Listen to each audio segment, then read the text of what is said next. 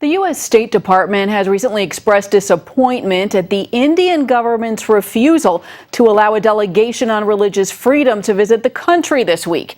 3 delegates from the U.S. Commission on International Religious Freedom were scheduled to visit India, but they were not granted visas.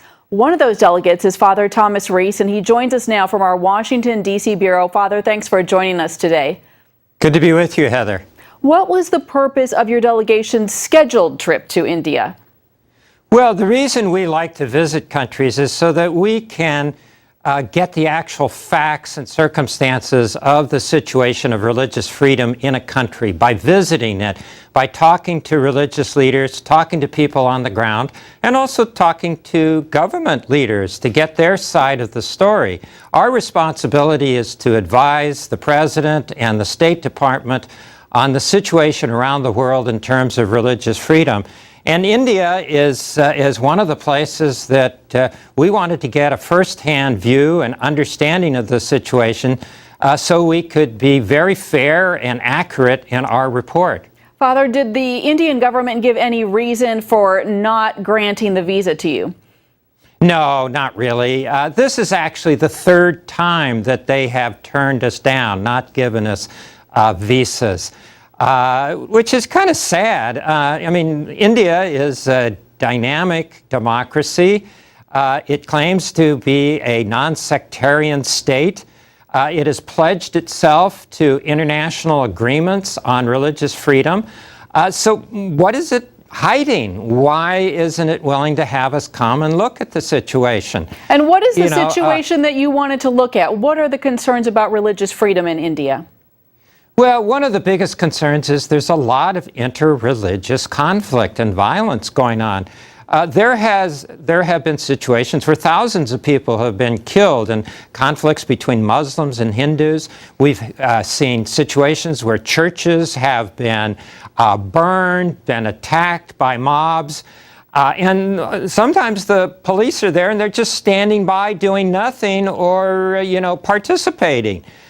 This is not the way governments should act, not governments that are committed by their constitution and international agreements to protecting religious freedom. And what have you seen with Christian churches as targets in particular? Is the violence there increasing? What's going on with that? Well, what's most disconcerting is that recently there's been a lot of Hindu nationalist groups that have been pushing an all Hindu India agenda, basically telling Christians go to Europe. India is only for Hindus. Telling Muslims go to Pakistan. And so we've seen that kind of atmosphere, that kind of rhetoric encouraging radicals to attack churches, to disrupt religious services, to actually injure and rape people who, Christians and others who, don't follow the same faith they do. This is just terribly unacceptable. And some of these groups, frankly, are groups that support the party of Modi, and he needs to speak out against it. He needs to condemn it. And not just in English to the international press, he needs to do it to his own followers and the local languages that they understand.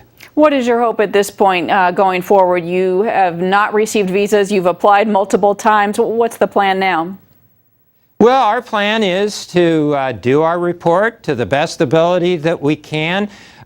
We have other sources of information, obviously newspaper reports, NGOs and other groups, religious leaders who come and visit us in Washington and report on what's going on there.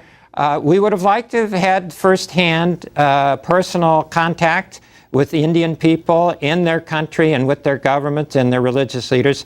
But, we're going to do the best we can with our report, lacking that personal contact. All right, and Father, can you tell us a little bit more about these radical Hindus and their attacks on churches? I know our audience is especially interested in that. Well, it's really bad. One of the things, for example, is that, for example, if a Hindu decides he wants to become a Christian, okay, I mean, under international agreements and any concept of religious freedom, a person should be able to follow their conscience, to either change their faith or keep their faith, whatever they want. But they're stirring up trouble frequently by saying, oh no, these people are being forced to become Christians, which is utter nonsense. And then so that riles up mobs and crowds to attack Christian churches and Christian ministers. This is the kind of thing that we're very concerned about. All right, Father Thomas Reese, a lot going on, a lot to pray about. Thanks for joining us.